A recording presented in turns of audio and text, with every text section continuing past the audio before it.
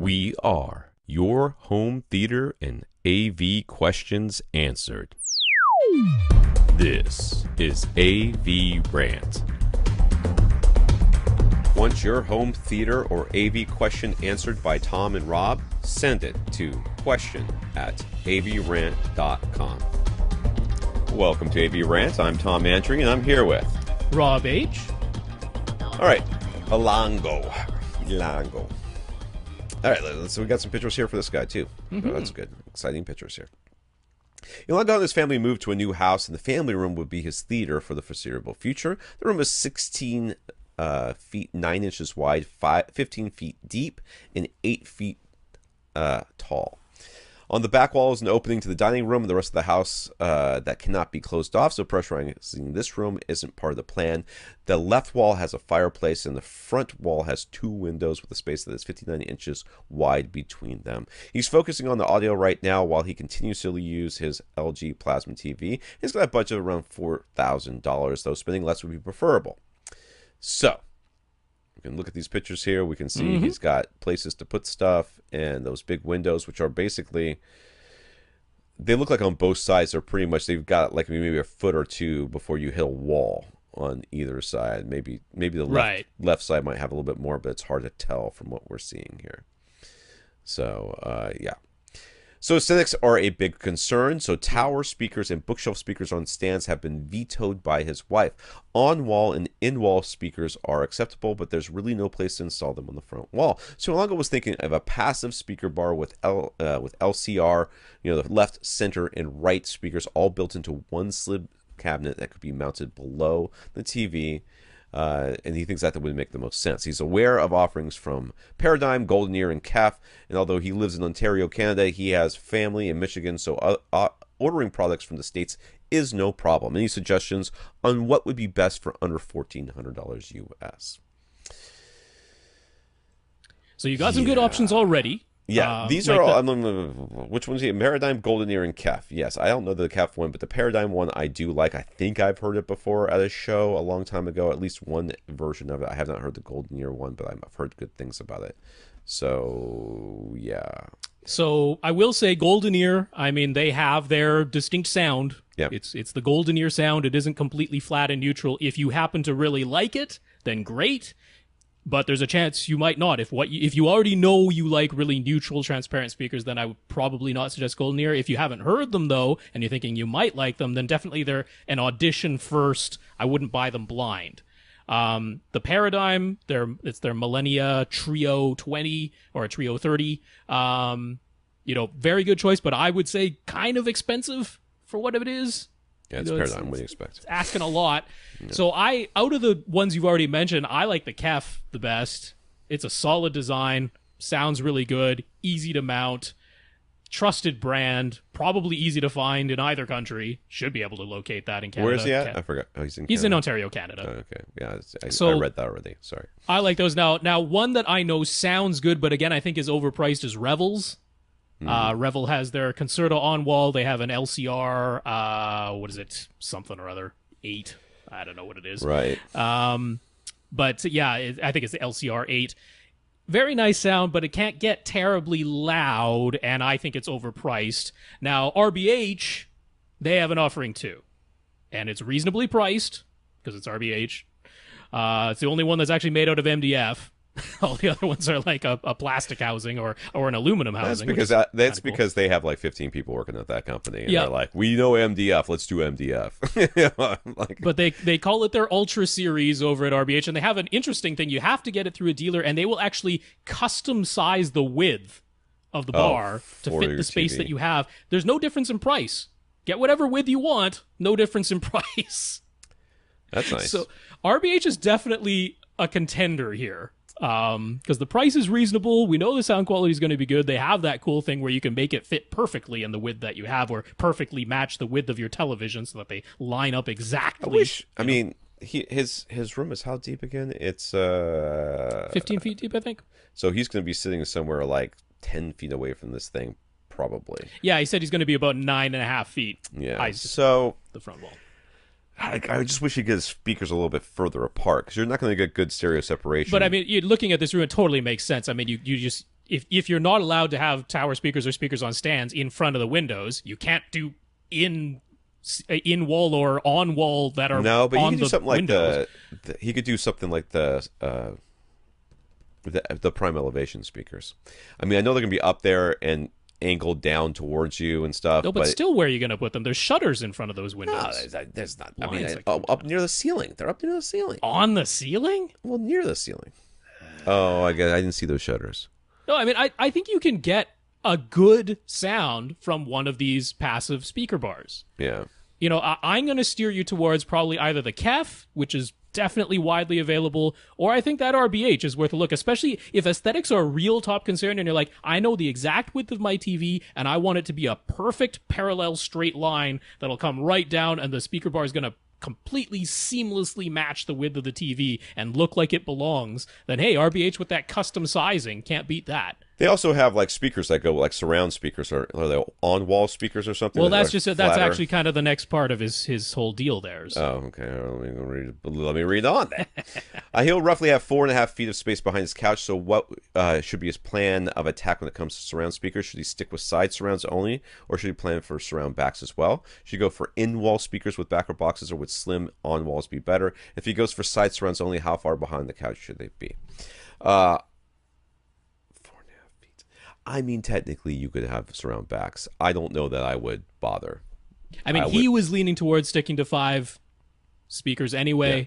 If that was already your leaning, and yeah, I'm going to agree. Like, I'm not going to say, oh, you must have surround backs because there's too much space behind you, and you're going to need to fill in that gap. True. It's like, nah. If you were comfortable sticking with 5 is fine here. Yeah, and not only that, that opening is not in a very good place for yeah, it's going to mean that either. They'd have to be quite close together or too far apart. Which is exactly how mine are. So mine are very close together. I have more of a THX setup than this. So where should they be placed? A little bit behind your ear when you are seated, and a little bit up. So maybe 18 inches behind you and 2 feet up. Yeah, just make sure the tweeter has a clear line of sight to every seat on your couch. So a little bit elevated, a little bit behind you. Yeah, that's it for placement. Now, again, if we stick with the 2 that I think are the best for the speaker bar, RBH, they have a completely matching Ultra Series speaker that is on wall, nice and slim. I think that's the way to go. They make in walls as well, but he was saying one of these walls is an exterior wall. So putting an in-wall speaker, I mean, it should work as long as it's traditional framing, but sometimes they've used more rigid insulation in an exterior wall. You don't necessarily know. It would be a shame to punch the hole in the wall only to discover that it's an issue. Right. So given how slim those on-walls are, and KEF does have that T-Series, which is extremely slim on-walls, so KEF and RBH both give you a really nice, good-sounding, slim on-wall solution that'll match their speaker bar up front. I think that all fits swimmingly, and those are the ones that are reasonable prices, too. So where should you position his Atmos speakers? They're going to be doing a lot of electrical upgrades in the house and refinishing the ceiling. So even though he won't be upgrading his AV receiver right away, now's the time to pre-wire for the in-ceiling Atmos speakers. What are the best positions for a setup? And if he's using the speaker bar on the front wall, does he still need to have the Atmos speakers in line with the left and right portions of his speaker bar? That's a very good question. Good question. I would honestly wire for all of the positions. I mean, if you can. Oh, I see. Right. I mean, why not? I would do for top rears, top middles, top fronts, and front heights. Yeah, because he does have 4.5 feet behind him, so those could be top rears. Yeah, and that's what I would go with. I mean, if it were me, I would start with top rears and top fronts. That's probably where I would go with. Though, if you made the decision to go with top middles and top and front heights, I'd be like, I totally understand that too. So I'm down with that. I don't think you need to line up because you generally, for those of you that don't remember, your front speakers, you should have your Atmos speakers come in a line directly towards the back of your room, and along that line is where you position all your Atmos speakers. In this case, it'd probably go right through the middle of his couch. I would not place them that way. I would place them, flanking your couch.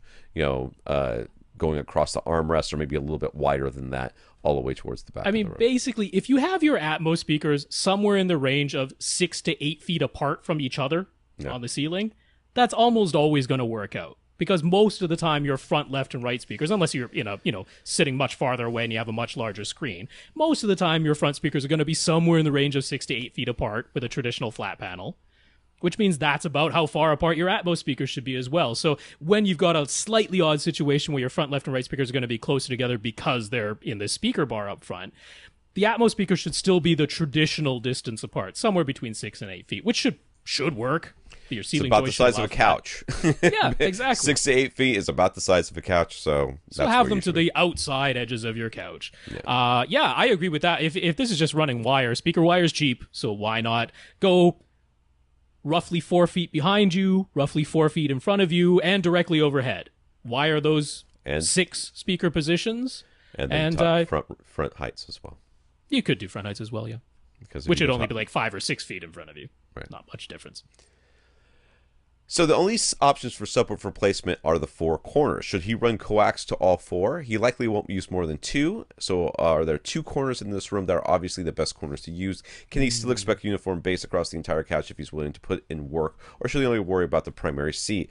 And what subwoofers, this is all one question, what subwoofers should he aim to buy? They can't be too big, but good bass is important to him, and his wife is willing to humor him to a point. Start at the beginning. What you should worry for all 4 corners, because you have no idea which corners you will actually be able to use once you start placing furniture in this room. True. So all the positions that you think you might, I would wire for all 4 corners and hope that, and just assume that if your wife wants to put something in that corner, you just move the subwoofer out and run a little short cable to whatever is there. Yep. So I would wire for all 4 corners. So the corners room, obviously best corner. We have no way of knowing that, nor do you. Not when there's a permanent opening to the room. If there wasn't a permanent opening, we would say any 2 corners that you pick would be fine as long as they're diagonally opposite. But you have an open room, therefore we can't know that, which means wire to all the places. And he asks, can he still expect uniform bass across the entire couch if he's willing to put in the work, or should he only worry about the primary seat? Again, we won't know till you plug in the subwoofers and listen, because you have an open room. It may sound great with 1 sub, may sound terrible with 1 sub. It may sound terrible with 2 subs. You may have to put in a lot of work to get there. Can you put in a lot of work with 1 sub and get uniform bass across all your seats? Unlikely. Can you put in a lot of work and get uniform bass across all your seats with 2 subs? Less unlikely. More I don't want to say you'll definitely get there. It's more likely. But I said less unlikely. It's the same thing as saying more likely. What I want to say is that you'll definitely be able to do it, because we don't know. Not with that opening. Yeah, it's not 100% certainty, but yeah, the 2 subs gives you a far better chance of getting uniform bass across the entire couch. It should be doable if you're willing to play with the phase. It's painstaking, a lot of trial and error. But yeah, if you've wired all 4 positions, gives you that many more options as well. And it might be, since you have this permanent opening, it might be an odd situation where the 2 front corners, the 2 rear corners, both on the right side, both on the left side, that could end up being the situation that works out. So by wiring all 4, you've covered all bases. That's the safest. You've got the options. Yeah. So lastly, he wants to know what subwoofers to buy. I think in a situation like this, especially where aesthetics are concerned, you have to get buy-in with especially when you have to get buy-in with your partner. You got to get buy-in. You got to go through the whole thing with them and let them know. I think you should go with the biggest cylinder sub you can find and tell her it's a planter holder. It's a table. It's a column to put things on. And yes, it's perfectly fine to put stuff on there, honey. As long as there's no water that could come out of it and go into the speaker, we're fine. And I would get the most you can afford, because without telling us how big the rest of your space is, which I don't think he did. Well, I think he's like, it's 3,500 square feet. No, the house. Cubic is, well, I mean, it's not really open to, and there is a door someplace you can shut in this place. So let's say, I mean, you could probably do with the PC Ultras or the 16, whatever, 13 Ultras, whatever they are. But can you afford those? I don't know. So, whatever you can get. But that's what I would go. SVS. Cylinders are a great choice because they take up very little floor space, and you can maybe camouflage them in some way. If it has to be a box, it has to be a smaller box. Then I don't know. Can you afford SB13 Ultras? Because that would handle the sort of size that you're dealing with. SB2000s, I'd be a little bit trepidatious to Sealed say boxes, that can. yeah, I mean, they're not going to I don't know pressurize about the that. space. They'll sound fine. They're not going to pressurize the space. So if you can step up above that, that'd be great. The ported boxes, I imagine, they're just too big. Too big. You Yeah. know, if you're looking at higher But you value get- in HSU or power sound audio, also too big with the ported Yeah, ones. you So, get with the PCs with the ported cylinders. You're getting a lot of that Yeah. performance, or almost all that performance of the ported box in a form factor that's more, I think, Yes. aesthetically pleasing and takes up a lot less floor space and other things. So yeah, take a look at the cylinders. I think to me that makes the most sense here. He says that absorption panels can go on the back wall, and he can cover the windows for some light control and hopefully some acoustical benefit as well. No, you can't. The room is fully carpeted. Should he be overly concerned about trying to find places for additional room treatments, or will this be okay? Well, it's not enough. I mean, but it's not. I mean, if he had a hardwood floor or a tile floor, I'd be far more worried. yeah, just on the back wall. Well, first of all, you got one That's a big help. gaping hole in the back wall, so Yep. it's just going out from there. So That's you're only right. filling in a little bit. I would like to see some at your first reflection points if you can. I don't think you have to do a ton.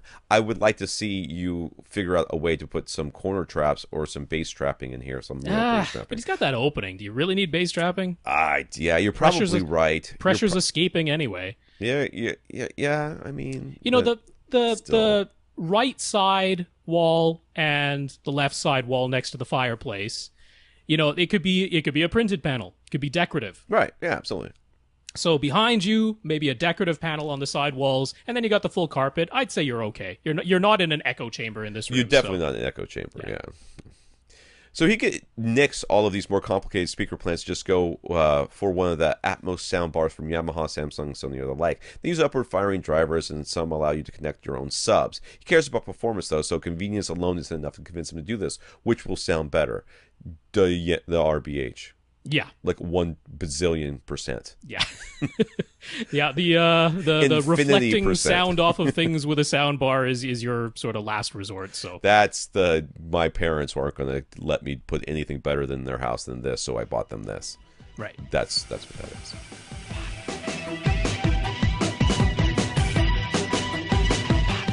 Want your question answered? Send it to question@avrant.com.